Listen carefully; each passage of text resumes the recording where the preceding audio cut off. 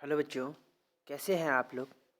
I hope आप लोग बढ़िया होंगे और आप लोग की पढ़ाई एकदम भन्नाट से तरीके से चल रही होगी। तो जैसे आप लोग की जानते हैं कि हम लोग आज मॉडल पेपर का क्वेश्चन आंसर करने वाले हैं। ये model paper official model paper है और ये ऑफिशियल बिहार बोर्ड के द्वारा जारी किया गया है। 2023 मॉडल पेपर इंटरमीडिएट एग्जामिनेशंस। और आज जो हम सब्जेक्ट करेंगे वो सब्जेक्ट हिंदी होगा और 100 नंबर का होगा। आप लोग जानते हैं कि हिंदी आप लोग के लगभग 3 सब्जेक्ट में होते हैं। एक होते हैं आईएससी वाले को, एक होते हैं आई कॉम, एक होते हैं आईए। तो आज हम आईएससी और आई कॉम वाले के लिए करेंगे और आईए वाले के लिए हम अगला वीडियो नेक्स्ट वीडियो जो लाएंगे उसमें हम आईए वाले के लिए करेंगे। मतलब आर्ट्स वाले के लिए नहीं है, ये साइंस और कॉमर्स वाले के लिए क्लास है। साइंस और कॉमर्स वाले जो हिंदी की तैयारी करेंगे वो इस वीडियो से करेंगे और आर्ट्स वाले जो आने वाले हिंदी के वीडियो होंगे वो उससे करेंगे। आपको मॉडल पेपर मिल जाएगा कल तक में। चलिए तो क्लास को स्टार्ट करते हैं। आप लोग धैर्य से एकदम बढ़िया से देखिए। ये इंस्ट्रक्शंस दिए रहेंगे और ये इंस्ट्रक्शंस आप लोग को पढ़ लेना है एक बार। ये इंस्ट्रक्शंस एक बार पढ़ लेना है आपको। चलिए क्लास को स्टार्ट करते हैं। देखिए एकदम ऑफिशियल मॉडल पेपर है। आप लोग जानते हैं कि 50 दूना 100, 100 प्रश्न होंगे क्योंकि दोगुना प्रश्न किए गए। 100 प्रश्न जिसमें 50 का आपको जवाब देना है। किसका? जिसमें आपको 50 का जवाब देना है। और आज हम 50 क्वेश्चन ही करवा पाएंगे। आज हम 50 क्वेश्चन ही करवा पाएंगे और इसका 50 क्वेश्चन करवाना जरूरी है। 50 क्वेश्चन का वीडियो आपको नेक्स्ट वीडियो में मिलेगा, समझे। तो चलिए क्लास को स्टार्ट करते हैं। तो देखिए पहला क्वेश्चन क्या कह रहा है कि लेखक बालकृष्ण भट्ट का 2 खंड में, क्या बोल रहा है कि लेखक बालकृष्ण भट्ट का 2 खंडों में एक निबंध संग्रहित प्रकाशित है, उसका नाम क्या है। क्या कहा है कि उसका नाम क्या है आपको बताना है। तो उसका नाम हो जाएगा भट्ट निबंधमाला। क्या हो जाएगा? उसका आंसर हो जाएगा भट्ट निबंधमाला, आंसर नंबर सी। यानी कि लेखक बालकृष्ण भट्ट, लेखक बालकृष्ण भट्ट का 2 खंड। यहाँ से क्वेश्चन बन सकता है कितने खंडों में? वो 2 खंडों में एक निबंध है। क्या है? एक निबंध है। भट्ट निबंध वाला एक प्रकार का निबंध है, वो संग्रह है प्रकाशित। उसका नाम क्या है? तो भट्ट निबंध वाला। चलिए यहीं से एक क्वेश्चन आपके एग्जाम में पूछ सकता है कि लेखक बालकृष्ण भट्ट का जो लेखक है, जो कविता कहानी निबंध है इस प्रकार का, उसका क्या नाम है? आपकी जो पाठ्य पुस्तक में है, बताइए उसका क्या नाम है? बातचीत। क्या है? बातचीत। ये क्वेश्चन एग्जाम में पूछता है, समझे। ये क्वेश्चन आपके एग्जाम में पूछेगा ही बालकृष्ण भट्ट के। चलिए आगे चलते हैं। पहला आंसर हो जाएगा भट्ट निबंध वाला। दूसरा क्वेश्चन क्या कह रहा है कि सुखमय जीवन किस लेखक की रचना है। किस कौन सा लेखक? सुखमय जीवन। सुखमय जीवन किस लेखक की रचना है? ये चंद्रधर शर्मा गुल्लेरी का है। किसका है? चंद्रधर शर्मा गुल्लेरी। आई होप ये क्वेश्चन आप लोग को हमने अपने ऑब्जेक्टिव वाली सीरीज में भी करवाया है। ये क्वेश्चन आपको हम अपने ऑब्जेक्टिव वाली सीरीज में भी करवा चुका हूँ और ये इसका आंसर हो जाएगा Chandradhar Sharma. Very important question है ये, वेरी इंपॉर्टेंट क्वेश्चन है, इसको याद कर लीजिएगा। चलिए आगे चलते हैं। लाना सिंह को गोली कहाँ लगी थी? क्या चीज़? लाना सिंह को गोली कहाँ लगी थी? आप लोग जानते हैं कि लाना सिंह का गोली जांग में लगी थी। तो आंसर नंबर सी हो जाएगा जांग। यहाँ हम कुछ कहानी बताना चाहते हैं, इसका आंसर तो हो जाएगा जांग में। लेकिन आपको बताना है कि लाना सिंह किस कविता कहानी का पात्र है, बताइए। कहानी का पात्र है ये है आपका चंद्रधर शर्मा गोलेरी द्वारा लिखे, ये चंद्रधर शर्मा गोलेरी द्वारा लिखा गया है इस चैप्टर। बताइए बताइए जल्दी कमेंट कीजिए। हाँ, तो सुखमय जीवन का चंद्रधर शर्मा गुलेरी। आपको बताना है कि गुलेरी नाम से इसका क्या मतलब है। कैसे? गुलेरी नाम से क्या लेना देना है। आप लोग जानते हैं कि चंद्रधर शर्मा गुलेरी का जो गांव था, क्या चीज गांव था, उस गांव का नाम था आपको गुलेर। क्या था? गुलेर। और इसी गुलेर के नाम इसका नाम गुलेरी पड़ा, समझे। चलिए आगे चलते हैं। बताइए जयप्रकाश नारायण, क्या जयप्रकाश नारायण शिक्षा प्राप्ति के लिए अमेरिका कब गए? क्या चीज क्वेश्चन कर रहा है कि जयप्रकाश नारायण जो है जेपी, जिसको हम शॉर्ट फॉर्म में जेपी भी कहते हैं, कि जयप्रकाश नारायण शिक्षा प्राप्ति के लिए अमेरिका कब गए थे? बताइए 1922 में। कब? 1922 में। आंसर नंबर डी हो जाएगा 1922। कब? 1922, आंसर नंबर डी। चलिए याद रखिए। चलिए आगे चलते हैं। जयप्रकाश नारायण वही जेपी, जयप्रकाश नारायण ने राजनीतिक में करप्शंस का कारण किसे कहा? करप्शन, भ्रष्टाचार।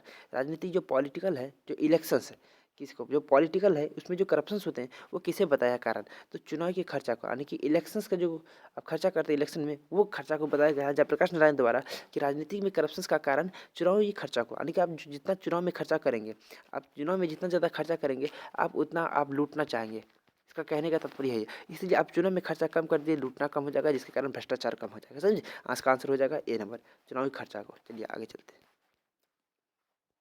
उसके बाद क्या कहा है कि रामधारी सिंह दिनकर की पहली कविता किस वर्ष प्रकाशित हुई? क्या कहा दिया कि रामधारी सिंह दिनकर की पहली कविता कब प्रकाशित हुई? बताइए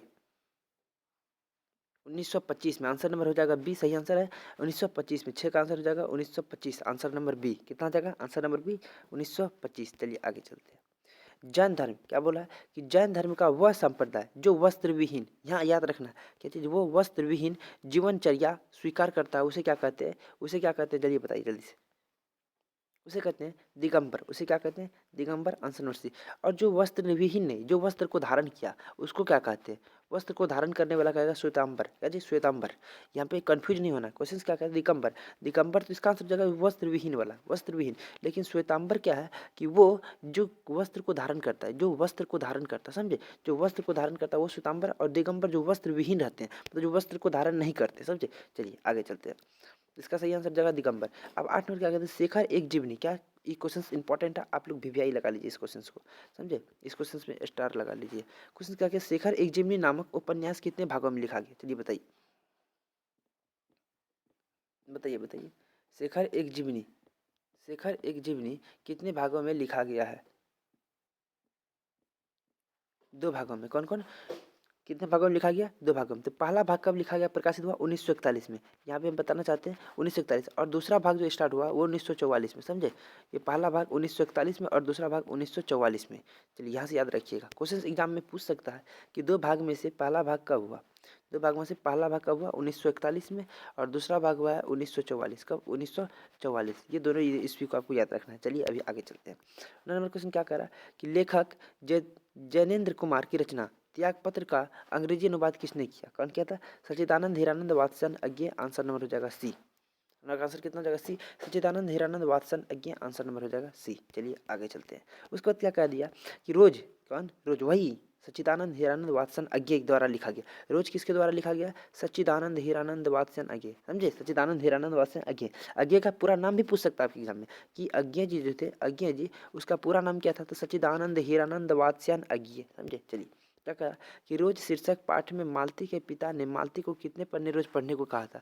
वो 20 पन्ने कहा था। कितना? 20 पन्ने। आंसर नंबर हो जाएगा डी। 10 का आंसर हो जाएगा डी, 20 पन्ना। आप जानते हैं कि मालती पढ़ना नहीं चाहती थी, लेकिन किसी के मोटिवेट से वो इतना पढ़ने लगी कि एक जब आम का थैला आया, आम के थैले में जो पेपर लिपटा हुआ था उस पेपर को ही पढ़ने लगा। तो इसको कहा था उसके पिताजी ने, आप 20 पेज रेडी पढ़िए। वो पढ़ते नहीं तो वो चीर के फेंक देते, फाड़ कर फेंक देते थे, समझे? चलिए 11 में क्या कह रहा है? लाला लाजपत राय के सहयोगी कौन थे? कौन? लाला लाजपत राय के सहयोगी कौन थे? ये भगत सिंह एवं भगत सिंह के पिता और चाचा। क्या? आंसर नंबर ए हो जाएगा, भगत सिंह के पिता। 11 नंबर। चलिए आगे चलते हैं। 12 साम्यवाद के जन्मदाता कौन है? क्या चीज? साम्यवाद। कौन? साम्यवाद के जन्मदाता कौन थे? तो यहाँ पे हो जाएगा Karl Marx, according to the options. Answer number हो जाएगा बी, कार्ल मार्क्स, समझे? चलिए आगे चलते हैं। उसके बाद देखिए क्या कह दिया कि जगदीश चंद्र माथुर की रचना शारदा, क्या चीज? शारदिया का प्रकाशन किस वर्ष हुआ? जगदीश चंद्र माथुर की रचना। यहाँ से पूछ सकता है कि शारदिया की रचनाकार कौन है? तो जगदीश चंद्र माथुर जी हैं। कौन है? जगदीश चंद्र माथुर, शारदिया की रचना, समझे? इसका आंसर क्या हो जाएगा? शारदिया के प्रकाशन किस वर्ष हुआ? किसके द्वारा किया गया? जगदीश चंद्र माथुर के द्वारा। चलिए आंसर बताइए। 1959। आंसर नंबर हो जाएगा सी, 1959 में। कब? 1959 में, समझे? चलिए आंसर नंबर इसका हो जाएगा सी। चलिए आगे चलते हैं। अब देखिए क्या है कि धांगड़ शब्द का अर्थ अरव। क्या चीज? यहाँ से क्वेश्चन का कि अरव भाषा किस भाषा में क्या है?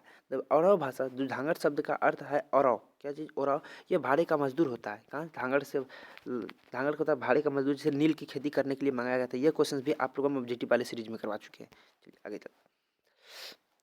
किसके आग्रह पर गांधी जी ने चंपारण जाना स्वीकार किया? क्या क्वेश्चन का कि किसके आग्रह पर गांधी जी, कौन? गांधी जी चंपारण जाना स्वीकार किया। किसके आग्रह पर? बताइए आप लोग।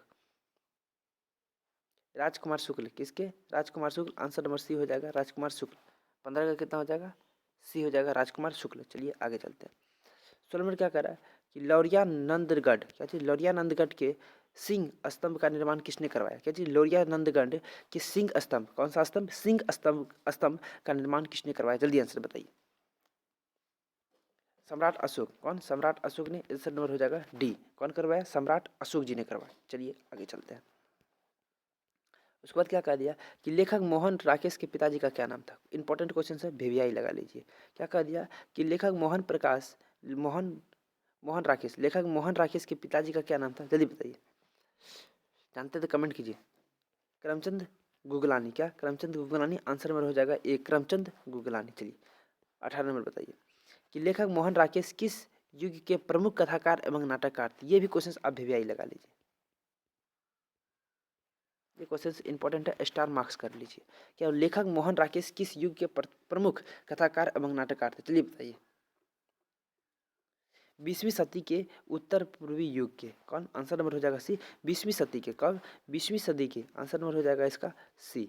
20वीं सदी का कितना, 20वीं सदी का कौन सा, 20वीं सदी के उत्तर पूर्वी युग, समझे। चलिए आगे चलते हैं। सिपाही की माँ शीर्षक पाठ में धन्नो कितने वर्ष की हो गई थी, क्या चीज, धन्नो जो मोहन था जो कि सिपाही था, क्या चीज सिपाही, उसकी बहन थी धन्नो। पूछ दिया कि सिपाही की माँ शीर्षक पाठ के धन्नो कितने वर्ष की हो गई थी, तो वो 13 वर्ष की हो गई थी, आंसर नंबर बी। यही 13 वर्ष होने के कारण पूरा गांव में, क्या चीज, पूरा गांव में हल्ला मच गया था कि 13 वर्ष हो गया है, बेटी की शादी कब करोगे, इसी शादी के से रिलेटेड हो गया था इसका ईयर्स। चलिए सिपाही की माँ, यहाँ से क्वेश्चन आपसे हम पूछते हैं कि सिपाही के माँ के लेखक कौन है, चलिए बताइए, तो लेखक का नाम बताना है आप लोगों को, लेखक का नाम बताना है, कमेंट करना है। इस क्वेश्चन को हम छोड़ दें, आपको बताना, ऐसा बात नहीं है, समझे। चलिए बताइए क्वेश्चन क्या कह रहा है 20 नंबर कि 1959 से 1960 ईस्वी में नामवर सिंह, कौन नामवर सिंह, किस विद्यालय में असिस्टेंट प्रोफेसर रहे थे, क्वेश्चन इंपॉर्टेंट है। 1959 से 1960 ईस्वी में नामवर सिंह किस विश्वविद्यालय के असिस्टेंट प्रोफेसर, कौन सा प्रोफेसर, असिस्टेंट प्रोफेसर, चलिए बताइए।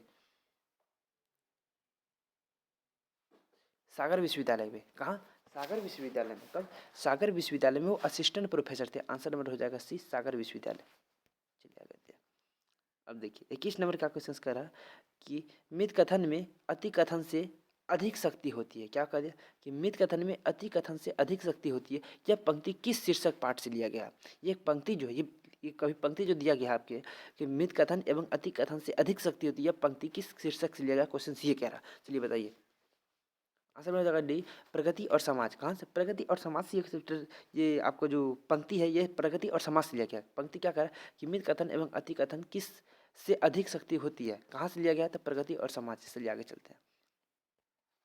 लेखक ओम प्रकाश वाल्मीकि को जय श्री सम्मान, कौन सा सम्मान, जय श्री सम्मान कब सम्मानित किया गया, जय श्री सम्मान से इसे कब सम्मानित किया गया, आंसर नंबर 22 का हो जाएगा आपका 1996, कब 1996, आंसर नंबर हो जाएगा ए। अब यहाँ पे बहुत सारे आप चीज़ आपको बताने वाले हैं, देखिए ये क्वेश्चन आपको 3-4 क्वेश्चन क्लियर कर देंगे। लेखक ओम प्रकाश वाल्मीकि, कौन, ओम प्रकाश वाल्मीकि को जय श्री सम्मान कब प्रकाशित हुआ, कब मिला उसे 1996, कब 1996, अभी आंसर नंबर ए है। लेकिन यहाँ पे हम बताना चाहेंगे कि 1993 एक ऑप्शन में है, इस ऑप्शन को आप लोग यहाँ से थे, इसका तो आंसर हो जाएगा ए। लेकिन 1993 में आपको बताना है इसे कौन सा पुरस्कार से सम्मानित किया गया, जल्दी बताइए। 1993 में से डॉक्टर अंबेडकर सम्मान से, कौन, डॉक्टर अंबेडकर सम्मान, कौन सा, डॉक्टर अंबेडकर, अंबेडकर सम्मान से, समझे। इसको डॉक्टर अंबेडकर सम्मान से मिला था। और एक क्वेश्चन है आपका 2000 में इसको मिला था कथा कर्म सम्मान, यहाँ ऑप्शंस में तो नहीं है, लिख लीजिए आप स्टार बना करके। 2000 ईस्वी में, कब 2000 ईस्वी में इनको मिला था कथा कर्म सम्मान, कौन सा, कथा कर्म सम्मान, समझे। ये क्वेश्चन लिख लीजिएगा, ये भी क्वेश्चन आने वाला है। और एक क्वेश्चन पूछता है एग्जाम में 1995, यहाँ देखिए बी नंबर ऑप्शन है, और 1995 में इसको मिलता है परिवेश सम्मान, कौन सा सम्मान, परिवेश सम्मान। ये क्वेश्चन परिवेश सम्मान, क्योंकि ऑब्जेक्टिव में आया है तो हम 3-4 सम्मान लिखा दिए। हो सकता है ये आपको जयश्री सम्मान के अलावा पूछ सकता है परिवेश सम्मान कब मिला, 1995 में, समझे। पूछ सकता है 1993 में कौन सा सम्मान मिला, तो डॉक्टर अंबेडकर सम्मान 1993, समझे। 2000 में कथाक्रम सम्मान, 2000 तो ऑप्शन में से यहाँ नहीं है। चलिए जयश्री सम्मान के बारे में समझ के चलिए। चलिए 23 नंबर क्वेश्चन क्या कहा कि हंसते हुए मेरा अकेलापन शीर्षक पाठ के अनुसार सुरक्षा कहाँ है, क्या चीज का दिया कि हंसते हुए मेरा अकेलापन, कौन सा, हंसते हुए मेरा अकेलापन में शीर्षक पाठ के अनुसार सुरक्षा कहाँ है, तो सूरज की रोशनी में, कहाँ, सूरज की रोशनी में, आंसर नंबर हो जाएगा सी। यानी कि लेखक द्वारा कहा गया है कि आपका जो सुरक्षा है वो धूप की किरण जो है उसकी किरण की रोशनी में, समझे, आंसर नंबर हो जाएगा सी। चलिए आगे चलते हैं।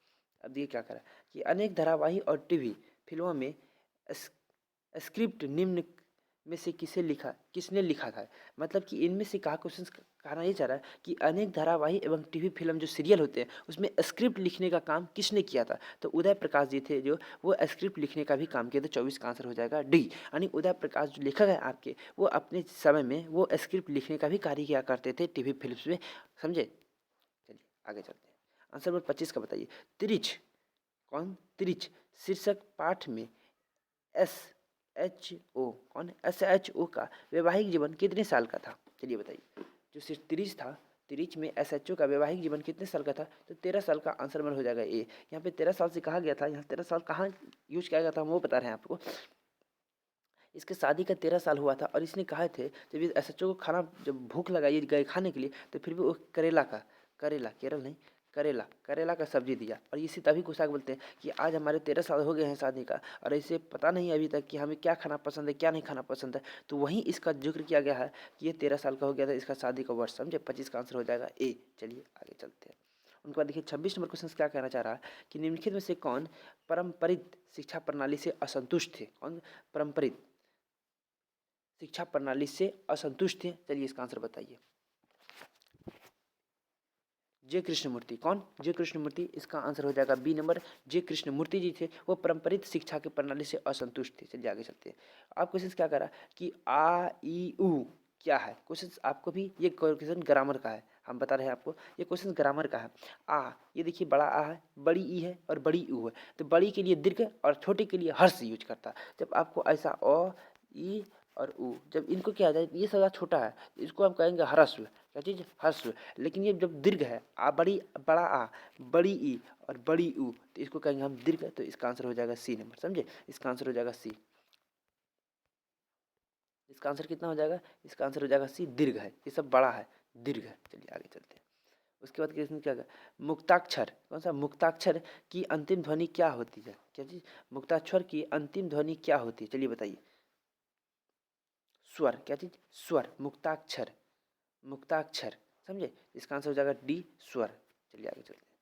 आविष्कार का संधि विच्छेद। आप जानते हैं कि संधि विच्छेद आपके एग्जाम में बहुत ज्यादा पूछता है। तो आविष्कार का संधि विच्छेद क्या होगा? क्वेश्चन पूछा है तो अभिधनकार। आंसर नंबर हो जाएगा ए, अभिधन। कोई पढ़ता अभी जोड़कार, जोड़ नहीं, यहाँ पे धन पढ़ना आपको हिंदी में। समझे, अभिधनकार। अभी अभी विसर्ग नहीं छोड़ना, ये विसर्ग संधि का उदाहरण है। किसका? ये विसर्ग संधि का उदाहरण है। क्वेश्चन पूछ सकता है कि इनमें से कौन विसर्ग संधि का उदाहरण है। तो अभी जोड़कार, आविष्कार जो है ये विसर्ग संधि का उदाहरण है। इसका आंसर हो जाएगा आंसर नंबर ए। चलिए आगे चलते हैं। अनुस्वार की ध्वनि प्रकट करने के लिए लिपि चिन्ह के ऊपर क्या लगाया जाता है? क्या बोला कि अनुस्वार ध्वनि के अनुस्वार, तो अनुस्वार के लिए आप ये यूज करते हैं। ये देखिए कहाँ है, तो आंसर नंबर हो जाएगा ए। 30 का आंसर हो जाएगा ए। ये सब बच्चा वाला क्वेश्चन से आप लोग आई होप बना दीजिएगा। समझे, तो ये तो चांद बिंदु हो गया ना, इसका आंसर हो जाएगा बी नंबर, बिंदु। क्या अनुस्वार है ना, अनुस्वार के लिए हम लोग बिंदी यूज करते हैं ऊपर में। समझे, इनको कहते हैं हम लोग बिंदी। तो 30 का आंसर हो जाएगा बी। इसका आंसर हो जाएगा बी। चलिए आगे चलते हैं। 31 का, ठ का उच्चारण स्थान क्या है। क्वेश्चन पूछ दिया है कि ठ का उच्चारण क्या है। आप पढ़िए, ट ठ ड ढ, पढ़िए आप और खुद बताइए। ट ठ ड, देखिए मूर्धा से बोल रहे हैं, ट ठ, तो आंसर हो जाएगा सी, मूर्धा से। कहाँ से? मूर्धा से। चलिए आगे चलते। निम्न में से शुद्ध शब्द कौन सा है? चलिए बताइए। निम्न में से शुद्ध शब्द कौन सा है? तो शुद्ध शब्द यहाँ पर यह देखिए, छत्र छाया, छत्र छाया ने गलत है, जगन्नाथ भी गलत है, श्रीमान में हलन छूटल है तो ये भी गलत है, और संवाद सही। तो इसका आंसर हो जाएगा डी नंबर, संवाद। क्या आंसर हो जाएगा? सी, संवाद, डी संवाद। चलिए आगे चलते हैं। क्या है? द्वंद्व समास के पदों के बीच कौन सा चिन्ह लगाया जाता है? आप जानते हैं कि द्वंद्व समास जो जोड़ा वाले समास होते हैं, जैसे कि माता पिता। क्या चीज? माता पिता। आप लोग जानते हैं कि माता पिता लिखते हैं बीच में डैश, जैसे भाई बहन, जैसे भाई बहन बीच में डैश लगाए, चाचा चाची। समझे, तो इस प्रकार का हम लोग क्या योजक चिन्ह का प्रयोग करते हैं। तो आंसर में हो जाएगा इसका ए। आप लोग जानते हैं कि जब भी दो जोड़ा यूज करते हैं तो उसको द्वंद्व समास कहा जाता है, जैसे माता पिता, भाई बहन, चाचा चाची, नाना नानी, दादा दादी। तो सभी क्या कहते हैं, बीच में हम लोग योजक चिन्ह का यूज करते हैं, तो इसको कहते हैं योजक चिन्ह। आंसर नंबर हो जाएगा ए। इसका आंसर हो जाएगा ए। चलिए आगे चलते हैं। 34 नंबर क्वेश्चन क्या कह रहा है कि कावेरी नदी में कौन सी संज्ञा है। क्या चीज? कि कावेरी नदी जो है उसमें से कौन सी संज्ञा है। किसमें? कावेरी नदी में कौन सी संज्ञा। अब देखिए यहाँ पे नदी को एकदम स्पेसिफिक पका दिया गया, स्पेसिफिक कहा गया है, यानी कि नदी का नाम बताया गया, तो ये व्यक्तिवाचक हो जाएगा, क्योंकि जानते हैं कि इसमें व्यक्ति का बोध हो रहा है, यानी कि नदी भी तो कौन सा? कावेरी नदी है। जब कहा जाए कि नदी में कौन सी संज्ञा, तो नदी एक जातिवाचक हो जाएगा, नदी एक जातिवाचक हो जाएगा, और व्यक्तिवाचक नदी का एक प्रकार आ गया यहाँ पे, कावेरी नदी है एक फिक्स कहा गया, तो वो व्यक्तिवाचक हो जाएगा। द्रववाचक जिससे पानी हो गया, पानी हो गया, दूध हो गया। भाववाचक जिसमें कि गुण, गुण हो गया, वो अच्छा है, वो अच्छा है, तो भाववाचक हो जाएगा। चलिए आगे चलते हैं। इसका आंसर व्यक्तिवाचक हो जाएगा। 34 का सही आंसर हो जाएगा सी, व्यक्तिवाचक। चलिए आगे चलते हैं। निर्माण शब्द में कौन सा लिंग है। किसमें? निर्माण शब्द में। आप ही बताइए, निर्माण हो गया कि निर्माण हो गई। चलिए बताइए, आप सोचिए। किसी का भी कि लिंग निर्णय, लिंग निर्धारण करने के लिए पहले वाक्य बनाइए, जैसे कि उसका निर्माण हो चुका है, निर्माण हो गया या हो गई। सोचिए, निर्माण हो गया, हो गई तो नहीं, निर्माण हो गया। आंसर नंबर सी हो जाएगा पुल्लिंग। इसका आंसर हो जाएगा सी। क्या चीज? इसका आंसर हो जाएगा सी, पुल्लिंग। चलिए, भीख शब्द क्या है। क्या चीज कह दिया कि भीख जो है शब्द क्या है। आप जानते हैं कि शब्द चार प्रकार होते हैं, तत्सम, तद्भव, देशज, विदेशज। समझे, रूट, यौगिक, योग रूट, ये सब भी होते हैं। भीख चार प्रकार, भीख शब्द चार प्रकार होते हैं। समझिए, तत्सम, तद्भव, देशज, विदेशज। बताइए इसमें से कौन सा आंसर हो जाएगा। ये तद्भव शब्द है, भीख तद्भव। आपके लिए हम एक ग्रामर की क्लास लाएंगे, समझे, उसमें सारा चीज़ खत्म हो जाएगा। चलिए आगे चलते हैं। नाला शब्द का स्त्रीलिंग रूप क्या है। नाला शब्द का सीधा नाली, नाला का नाली, आंसर नंबर हो जाएगा ए। ये छोटा सा क्वेश्चन कोई भी बना सकता है। शब्द नाला शब्द का स्त्रीलिंग, नाला का नाली, दादा का दादी, चाचा का चाची, भाई का बहन, सॉरी भाई का बहन नहीं, उनके बाद देखिए पापा का मम्मी, तो नाला का नाली, समझे।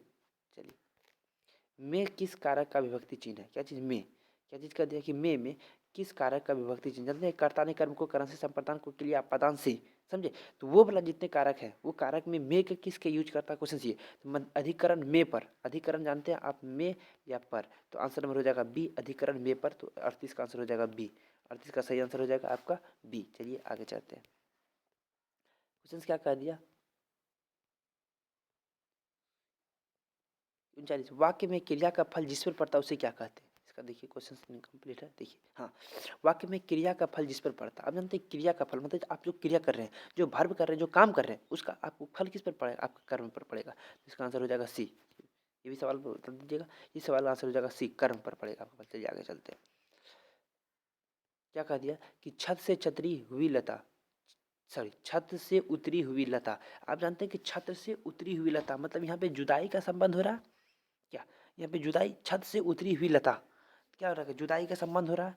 तो इसका आंसर हो जाएगा आपका, बताइए, ये जब छत से उतरी, जब भी अपादान, तो अपादान से भी से, लेकिन ये से होता है, ये जुदाई के लिए यूज होता है, इसके लिए जुदाई के लिए यूज। तो आंसर नंबर हो जाएगा बी, अपादान कारक। कौन सा कारक है ये, अपादान कारक। आंसर नंबर हो जाएगा बी 40 का। चलिए आगे चलते हैं। 41 बताइए, हिंदी में कुल कितने सर्वनाम है। आप जानते हैं कि हिंदी में कुल 11 सर्वनाम है। कितने, 11 सर्वनाम है। आंसर नंबर से होगा सी, 41 का। हिंदी में कुल कितने सर्वनाम है, सर्वनाम। आंसर नंबर हो जाएगा सी, प्रीपोजिशंस। क्वेश्चन नंबर 42 क्या करा कि जो कमाएगा वही खाएगा किस सर्वनाम का उदाहरण है। जो कमाएगा वही खाएगा, जो कमाएगा, प्रश्नवाचक तो नहीं कर रहा है, पहली बात खत्म। निजवाचक, अनिश्चयवाचक, ये संबंधवाचक। चलिए बताइए, बताइए, जो कमाएगा वही खाएगा। अब देखिए निजवाचक, किसी के लिए तो अपना, किसी का तो नहीं कहा गया। जो कमाएगा वही खाएगा, क्योंकि यहाँ पे जो का यूज कर दिया गया, किसी का तो नाम नहीं यूज किया, इसलिए ये निजवाचक नहीं गया। अब देखिए संबंध, संबंध का तो कोई तुक ही नहीं बजा, क्योंकि कोई संबंध के बारे में। अनिश्चयवाचक, अनिश्चयवाचक, इसका सही आंसर हो जाएगा बी। अब देखिए अनिश्चयवाचक कैसे इसका आंसर हो जाएगा। देखिए अनिश्चयवाचक मतलब किसी का जिससे बोध नहीं हो रहा है। जो कमाएगा वही खाएगा, इसमें कोई भी हो सकता है, यानी अनिश्चय है, यानी कि जो ही कोई भी कर सकता है। इसका आंसर हो जाएगा बी, 42 का आंसर हो जाएगा बी, अनिश्चयवाचक। चलिए आगे चलते हैं। 43, वह लड़का किस विशेषण का उदाहरण है। वह लड़का, क्या चीज, वह लड़का किस विशेषण का उदाहरण है। आप जानते हैं कि विशेषण से भी एग्जाम में क्वेश्चन पूछ लिए जाते हैं आपका। तो 43 का आंसर हो जाएगा। क्वेश्चन क्या है कि वह लड़का किस विशेषण का उदाहरण है। चलिए बताइए, तो वह लड़का आपका सर्वनामिक विशेषण। आंसर नंबर हो जाएगा ए, क्या चीज, आंसर नंबर हो जाएगा ए। 43 का वह लड़का किस विशेषण का उदाहरण है, तो आंसर नंबर ए, सर्वनामिक विशेषण का। चलिए आगे चलते हैं। क्या कर दिया कि जिस शब्द में से किसी काम का करने या होने का समझा जाए उसे क्या कहते हैं। चलिए बताइए, जिस शब्द से किसी काम का करना या होना समझा जाए उसे क्या कहते हैं। तो हम लोग जानते हैं किसी काम का तो क्रिया हो जाएगा, किसी काम या करने होने को तो क्रिया करेंगे तभी तो काम होगा ना। 44 का आंसर हो जाएगा बी। कितना, 44 का आंसर हो जाएगा बी नंबर। चलिए आगे चलते हैं, इसका आंसर हो जाएगा बी। 45 बताइए, वह खाता है किस काल का उदाहरण है। वह खाता है, वह खाता है, तो अभी वर्तमान काल हो जाएगा, वह खा रहा है। तो 45 का आंसर हो जाएगा सी, 45 का आंसर हो जाएगा सी। चलिए आगे चलते हैं। 46, अवयव में कितने प्रकार के, अवयव के कितने भेद होते हैं। क्या क्वेश्चन इनकम्प्लीट है। हाँ अब बोलिए, अब अवयव जो होते हैं, अवयव के कितने भेद होते हैं। अवयव के कितने भेद होते हैं बताइए। अवयव के आपके 4 भेद होते हैं। कितने, 4 भेद होते हैं। आंसर नंबर बी, अवयव के कितने, 4 भेद होते हैं। चलिए आगे चलते हैं। 47 का आंसर बताइए। रचना अथवा बनावट के अनुसार शब्द कितने प्रकार के होते हैं। 4 प्रकार के। रचना एवं बनावट की दृष्टि से सब 4 प्रकार के होते हैं। 47 का आंसर हो जाएंगे बी, सॉरी आंसर रचना एवं बनावट की दृष्टि से 3 ही प्रकार के होते हैं। ये यू, रूढ़, यौगिक, यगरूढ़ जो होते हैं ये रचना एवं बनावट की दृष्टि से होते हैं। तत्सम, तद्भव, देशज, विदेशज किसी और प्रकार के होते हैं। चलिए आंसर नंबर इसका हो जाएगा 47 का आंसर हो जाएगा सी। चलिए आगे चलते हैं। 48 का बताइए, शब्दांश कितने प्रकार के होते हैं। क्या चीज, शब्दांश कितने प्रकार के होते हैं बताइए, आंसर बताइए। 48 का शब्दांश आपके 2 प्रकार के होते हैं। इसका आंसर हो जाएगा 2। चलिए आंसर हो जाएगा ए नंबर। चलिए निर्वात शब्द में उपसर्ग क्या है? आप जानते हैं उपसर्ग और प्रत्यय किसी को पता है? देखिए नहीं तो समझा देते हैं। उपसर्ग और प्रत्यय जैसे मान के चलिए अपमान, एक आम शब्द लिए अपमान, क्या चीज? अपमान। ये अप और एक मान जो आगे लगा है उसको उपसर्ग कहते हैं। जैसे जो आगे लग गया, जैसे मान एक कोई शब्द है उसमें हम क्या लिया? उपसर्ग लगा दिए। उपसर्ग क्या होता है? किसी शब्द के आगे लगकर, किसी शब्द के आगे लगकर उस शब्द का वैल्यू या अर्थ बदल दे, वो हो जाएगा उपसर्ग। जैसे मान, तो मान था उसमें आगे लग गया एक शब्द अप, अपमान। अपमान एक अलग शब्द हो गया, तो मतलब क्या हो गया कि एक शब्द के आगे लगकर उस शब्द का अर्थ बदल दिया, तो वो हो जाएगा उपसर्ग। तो अब इसमें उपसर्ग, अब किसी शब्द में अप और अप में एक मान प्रत्यय लग गया। प्रत्यय का जो लास्ट में लगता है और अंत में लगकर उस शब्द का मान बदल दे तो उसको हो जाएगा अप, उसका हो जाएगा प्रत्यय। तो बताइए इसी प्रकार से निर्वाह शब्द में, निर्वाह शब्द में उपसर्ग क्या है? निर्वाह, तो निर हो जाएगा इसका आंसर निर। एक वाह, निर्धनवाह, तो निर जो आगे लगे यानी कि जो प्लस से पहले है, जो धन से पहले है, वो हो जाएगा उपसर्ग और धन के बाद जो है वो हो जाएगा प्रत्यय। चलिए 49 का आंसर हो जाएगा निर, तो आंसर नंबर हो जाएगा सी नंबर। चलिए आगे चलते। 50 नंबर क्या है कि भिड़न शब्द में प्रत्यय क्या है? चीज भिड़न शब्द में प्रत्यय क्या है? तो क्वेश्चन बहुत इंपॉर्टेंट है। भिड़न शब्द में प्रत्यय, तो भीड़ जोड़ अंत, भीड़ जोड़ अंत, भिड़ंत। ये बताइए भीड़ जोड़ अंत, आंसर में हो जाएगा डी, भीड़ जोड़ अंत, यानी कि भीड़ जोड़ अंत। तो अंत जो हो गया ये आपका प्रत्यय हो गया और ये आपका उपसर्ग हो गया, ये आपका उपसर्ग हो गया भीड़। चलिए आई होप ये वीडियो आपको अच्छी लगी, क्योंकि हम बोले थे 50 और 50 क्वेश्चन जो इसमें बच गया है, 50 क्वेश्चन जो इसका बच गया है, ये क्वेश्चन आपको हम नेक्स्ट क्लास में देंगे। अभी नेक्स्ट क्लास में आगे आपको अगले कल या परसों मिल जाएगा। हम एक आपको नोटिस देना चाहेंगे आप लोगों को कि आपका जो ऑफिशियल मॉडल पेपर रिलीज हुआ है, जो भी आपका ऑफिशियल मॉडल पेपर आपका रिलीज हुआ है, वो सारे सब्जेक्ट का मिलेगा। इस बार किसी को टेंशन नहीं लेना है, चाहे वो साइंस का स्टूडेंट है चाहे वो आर्ट्स का स्टूडेंट है, समझे? साइंस आर्ट्स दोनों के लिए एक वीडियो बनेगी और वो दोनों को मिलेगा। साइंस वाले विद्यार्थी को भी मिलेगा और आर्ट्स वाले को भी विद्यार्थी को मिलेगा। तो अभी जो आपको अगले वीडियो मिलेगा वो नेक्स्ट क्लास में आपको हिंदी का यानी कि आईए वाला का हिंदी का सॉल्यूशन मिलेगा आपको, समझे? यानी कि हिंदी का वो आपका ऑफिशियल मॉडल पेपर मिलेगा और साइंस का भी मिलेगा। आर्ट्स में आपको ज्योग्राफी हिस्ट्री, क्योंकि आज हम पहली बार आपको बोल रहे हैं, और ज्योग्राफी हिस्ट्री पॉलिटी इकोनॉमिक्स सारे का आपको वीडियो मिलेंगे, समझे? आर्ट्स में जितने भी चैप्टर आते हैं सारे मिलेंगे और साइंस वाले तो होगा ही होगा, आर्ट्स के साथ भी होगा, समझे? तो चलिए आप लोग को ये क्लास अच्छी लगी, जैसी लगी होगी बताइएगा और लाइक शेयर सब्सक्राइब कमेंट कीजिए, क्योंकि आप लोग का एक लाइक और सब्सक्राइब ही हमको मोटिवेट करता है। तो चलिए आई होप ये वीडियो आपको अच्छी लगी होगी। हैव ए नाइस डे, एकदम पढ़ते रहिए और अपने माता पिता का नाम रोशन करते रहिए। चलिए क्लास को यहीं तक रखते हैं, तब तक के लिए ओके बाय।